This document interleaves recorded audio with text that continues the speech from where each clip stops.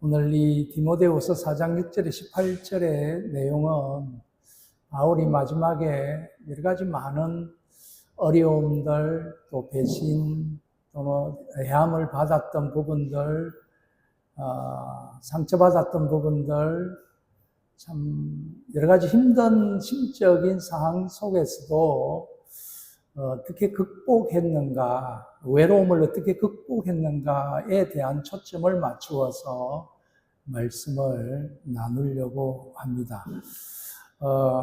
글로벌 스포츠 회사인 나이키의 슬로건이 Just Do It이라는 문장인데, 그냥 해봐.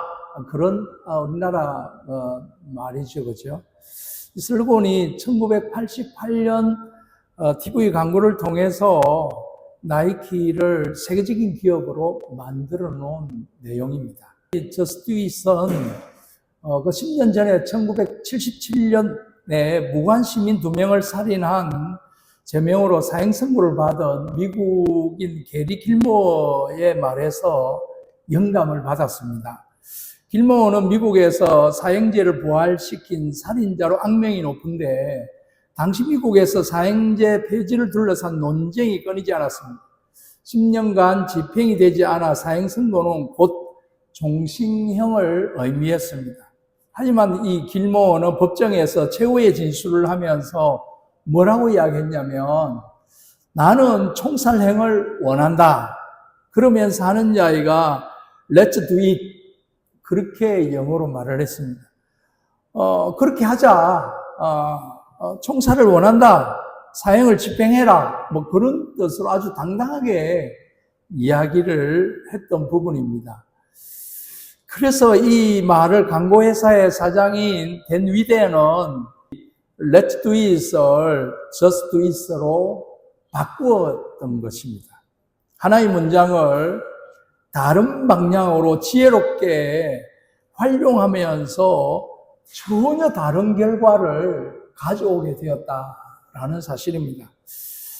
우리는 살아가면서 다양한 일들을 겪습니다. 그 중에 내가 잘못해서, 내가 부족해서 어려움 당하는 것도 있지만, 기가 막히게 정말 억울한 일들을 겪을 때도 있습니다.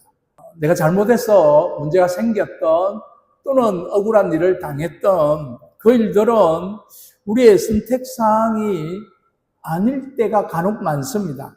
만약에 선택사항이라면 이런 일들이 일어나지 않도록 사전에 예방해야 되는 부분은 참 중요하다 생각을 갖습니다.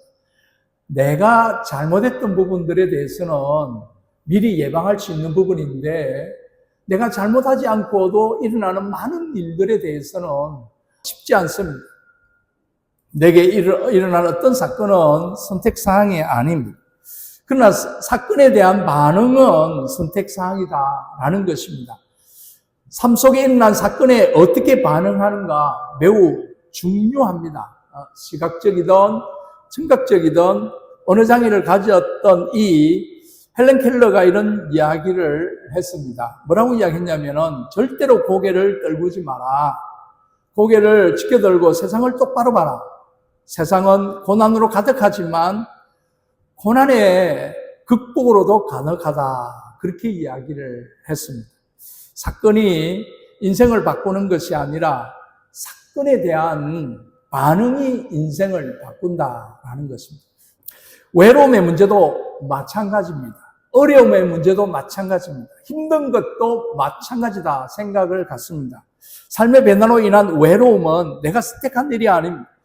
관계 부재로 겪는 외로움도 내가 선택한 것이 아닙니다. 나를 힘들게 하는 사람들과의 안 좋은 관계도 마찬가지입니다. 버림받았다는 생각에 느끼는 비참함과 외로움도 내가 선택한 일이 결코 아닙니다. 이런 경우를 선택하는 사람은 아무도 없습니다. 나의 의도와 상관없이 일어났고, 또 어떤 경우에는 일어날 수밖에 없는 일들입니다. 이제 돌이킬 수가 없습니다. 엎질러진 물입니다. 후회해도 소용이 없습니다. 안고 살아가야 합니다. 그럼 어떻게 해야 하는가? 외로움이, 힘듦이, 고통스러움이, 해로움이 아니라 이로움이 될 수 있도록 만들어 나가야 된다라는 것입니다. 바울에게 주어진 수많은 어려움들, 고통들, 외로움, 또는 상처받았던, 배신당했던 이런 많은 일들에 대해서 바울은 해로움을 이로움으로 바꾸었다라는 사실입니다. 먼저 우리가 어려움을 느낄 때, 외로움을 느낄 때 가장 조심해야 되는 부분이 바로 중독인 것을 보게 되는 것입니다. 이 일의 중독 또는 취미의 중독, 이 여러 가지들이 많이 있는 부분들이 있는데, 특별히 쇼핑 중독도 있고, 알코올 중독도 있고, 또 다양한 여러 마약도 있고, 여러 가지가 많지요.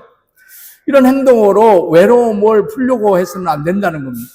이런 것들은 오히려 외로움을 증가시키고 아픈 상처가 더 곪게 만드는 부분에 있습니다. 외로움을 해로움으로 만들어버립니다. 우리는 바울을 통해서 배워야 하는 부분들이 있습니다.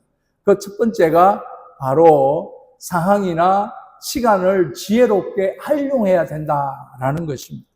여러분 4장 12절 13절 같이 한번 읽겠습니다. 시작.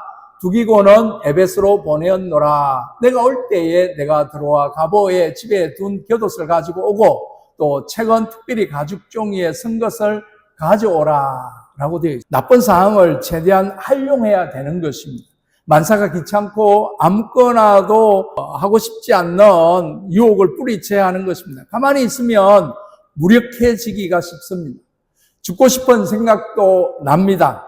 죽음으로 자기의 마음을 다른 사람에게 또 가까운 사람들에게 증명해 보고 싶은 마음도 들 때가 있습니다.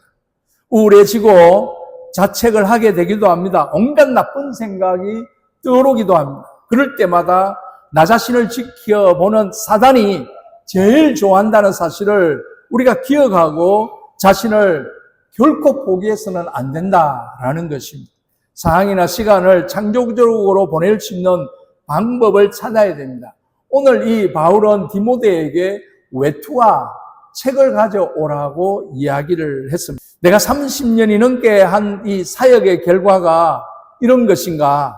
감옥에서 자신을 버린 교회나 또 배반한 사람들이나 사람에 대해서 피의식으로 사로잡혀 있지 않았습니다. 그들을 원망하거나 바울이 불평하지 않았으며 시간을 정말 귀하고 가치 있게 보냈다는 것입니다. 오히려 혼자 있는 시간을 의미 있게 보내기로 했던 것입니다. 가죽 옷을 가져오라 했다는 것은 지금 감옥에서 춥습니다. 사람은 몸에 찬기를 느끼면 움츠러듭니다. 몸이 움츠러들면 마음도 움츠러듭니다. 그러면 자신이 더 외롭게 느껴지고 고통당한 것이, 상처 입은 것이, 힘든 것이 더 어렵게 되는 것입니다. 잘 먹지도 않고 운동도 하지 않고 자신의 몸에 필요한 것을 챙기지 않습니다. 그러나 바울은 가죽 옷을 통해 자신의 몸을 챙기는 것을 볼 수 있습니다. 여러분, 외롭다고 혼자 있다고 자신을 돌보는 일에 게을리해서는 안 된다라는 사실입니다. 잘 먹고 잘 가꾸어야 합니다. 궁색하지 않도록 해야 합니다. 운동도 하고 먹는 것도 챙겨 먹어야 하는 것입니다.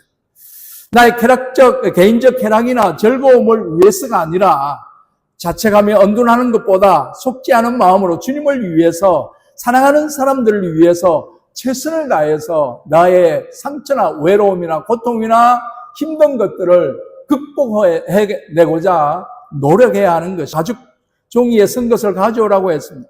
글을 읽고 글을 쓰고 연구하는 것으로 시간을 보내려고 했던 것을 봅니다. 혼자 있는 시간을 생산적으로 보내고자 하는 마음을 엿볼 수 있습니다.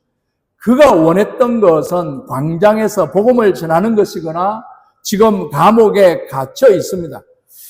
그러나 그는 감옥에서도 자신이 할 수 있는 일들을 했던 것입니다. 상황이 바뀌었지만 그 상황에 맞게 자신이 해야 할 일들을 해 나갔던 것을 볼 수 있습니다.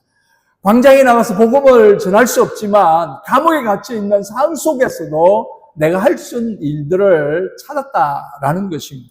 혼자 있을 때 자신을 개발하는 일에 시간을 보내는 것이 중요합니다. 위기를 기회로 삼을 수 있습니다. 외로움이 내 삶의 해로움이 아니라 이로움으로 바뀔 수 있다는 사실을 우리는 기억해야 할 것입니다. 그 다음에 두 번째는 상처에 목매달지 말아야 하는 것입니다. 외로움에, 고통에, 거기에 매몰되거나 상처나 외로움이나 고통이나 문제를 묵상하지 말아야 하는 것입니다. 우리가 묵상해야 할 것은 하나님의 말씀인 것입니다.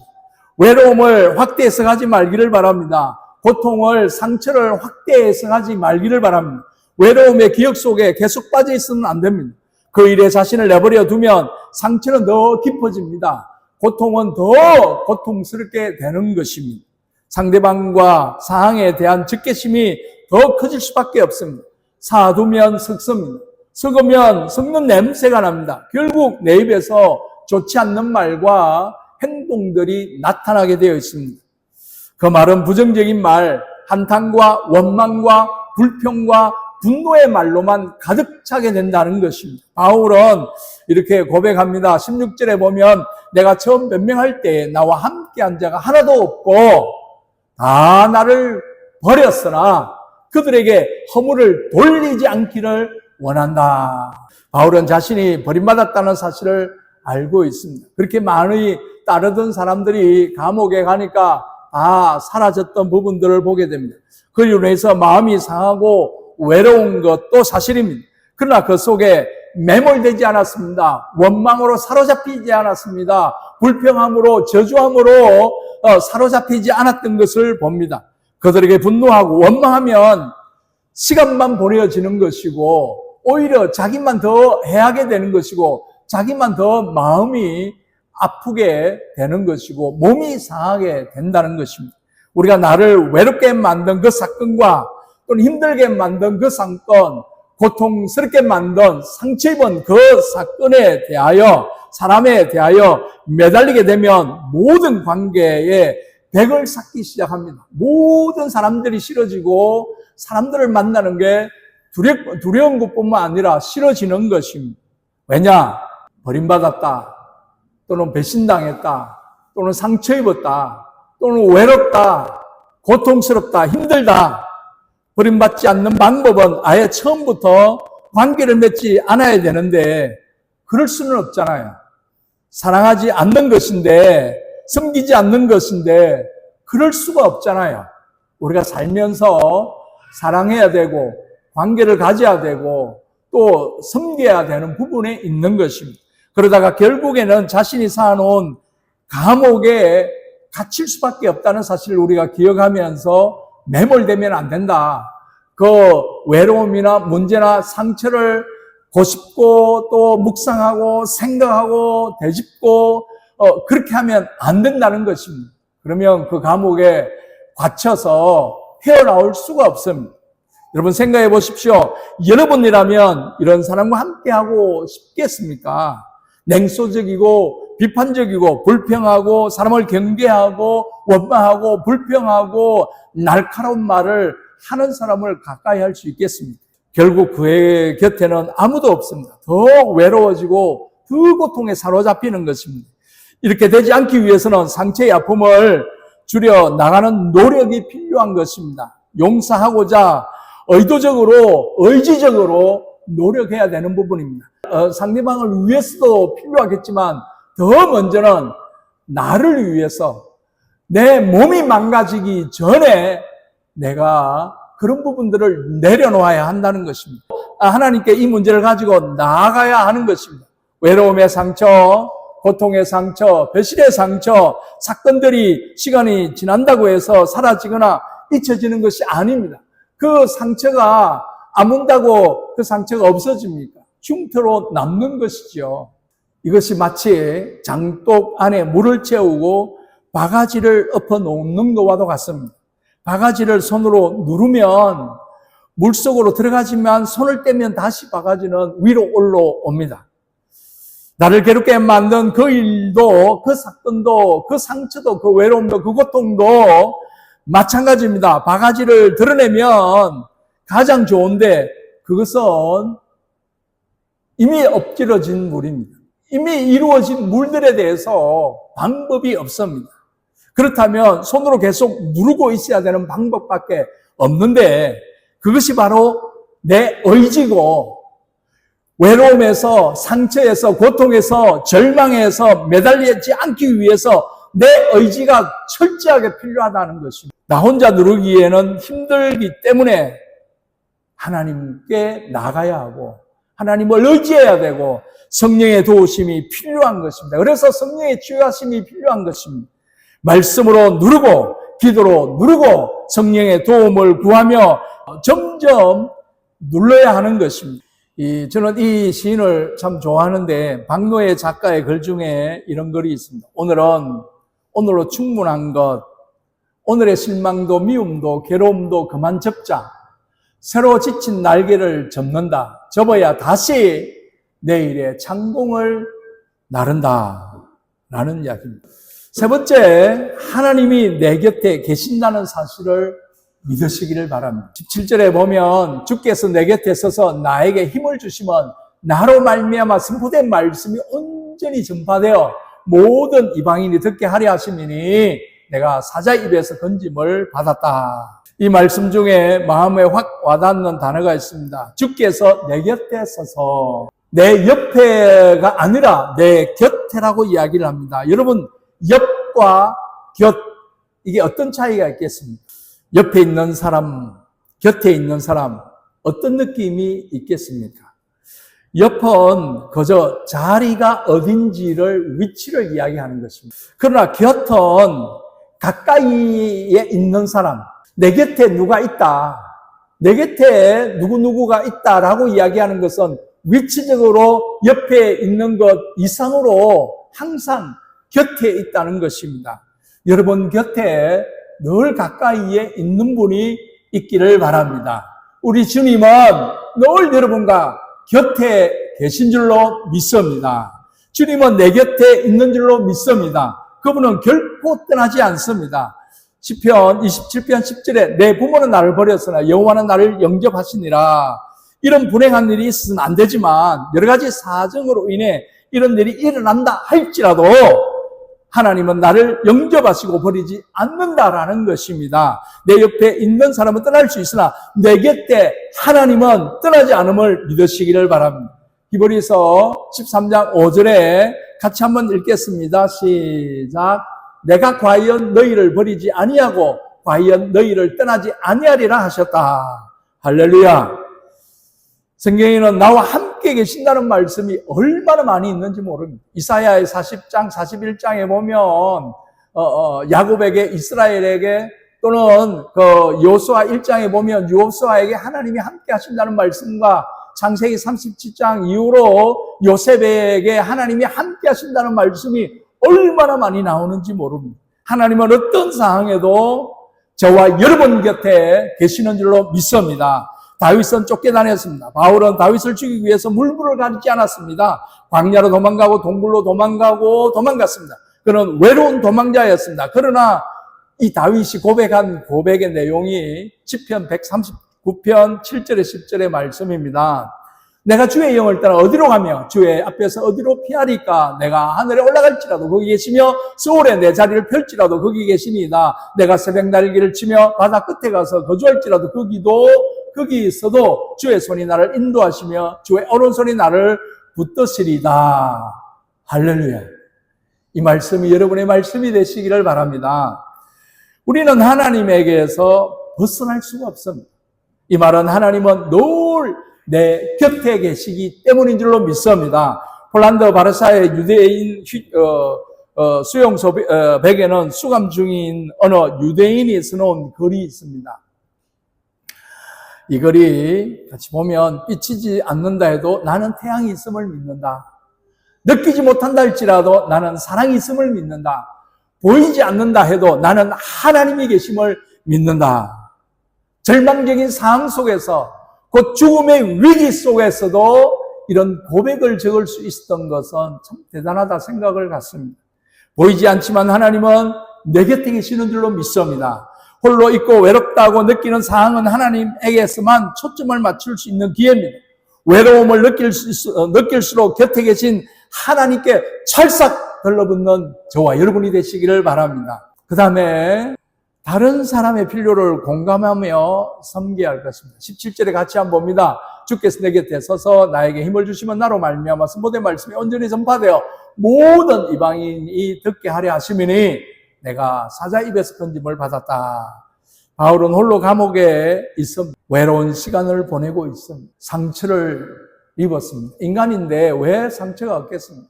배신당하고 자기를 떠났던 많은 제자 또는 영적 자녀들 같은 그런 많은 사람들이 있었었는데 차짓한 감옥에서 온전히 주님만을 위해서 목숨을 걸고 곳곳으로 주의 복음을 전하다가 감옥에 갇혔는데 얼마나 고통스럽겠습니까? 언제 죽을지 모릅니다.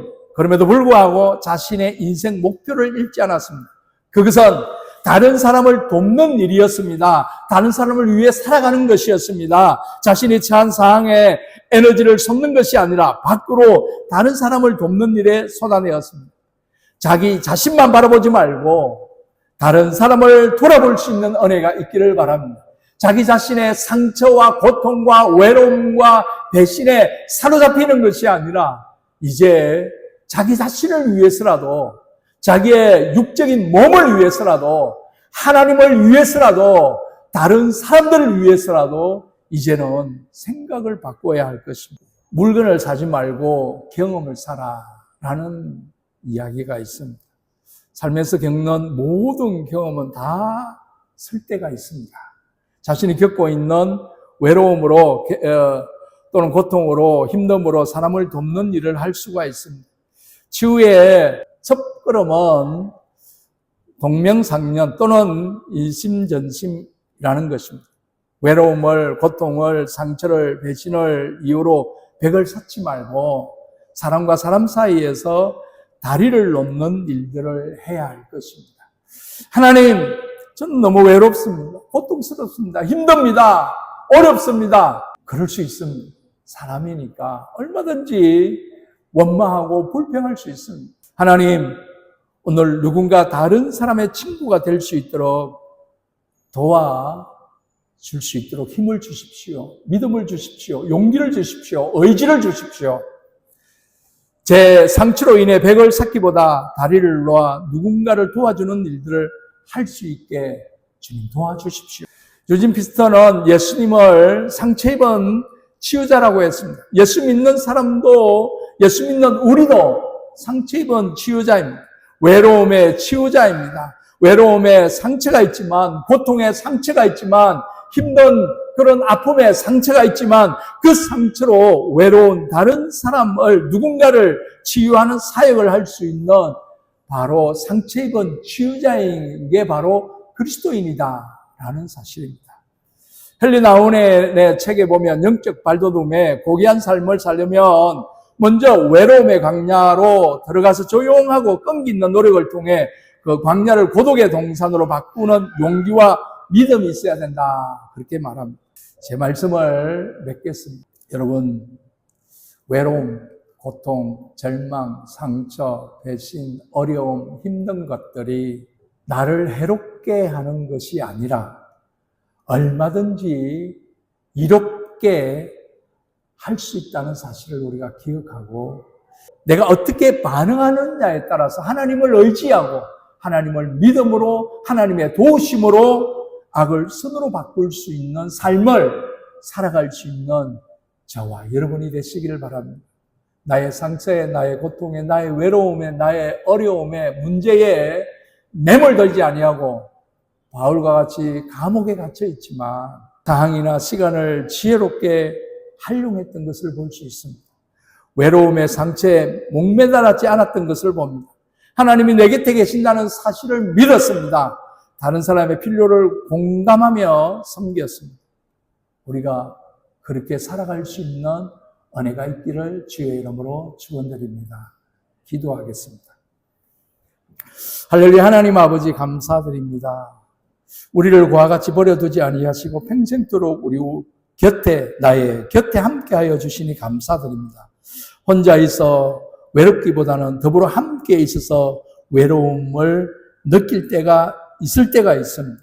참 좋으신 하나님, 외로움을, 고통을, 상처를, 어려움을, 문제를, 배신을 내 육체에 새기는 것이 아니라 이제 외로움을, 어려움을, 고통을 이로움으로, 말씀으로, 성령으로 하나님을 의지함으로 하나님 앞에 나아갈 수 있는 은총을 허락하여 주시옵소서. 창조적으로 풀어내어 성장과 성식으로 나아갈 수 있는 은총을 허락하여 주시옵소서. 나의 부족함을 내가 너무나 잘 압니다. 나의 연약함을 내가 너무나 잘 압니다. 나의 제됨을 너무나 잘 압니다. 그럼에도 불구하고 하나님 앞에 믿음으로 나아갑니다. 치유하여 주시고 용서하여 주시고 쓰임받게 하여 주시옵소서. 감사드리며 예수님의 이름으로 기도드립니다. 아멘.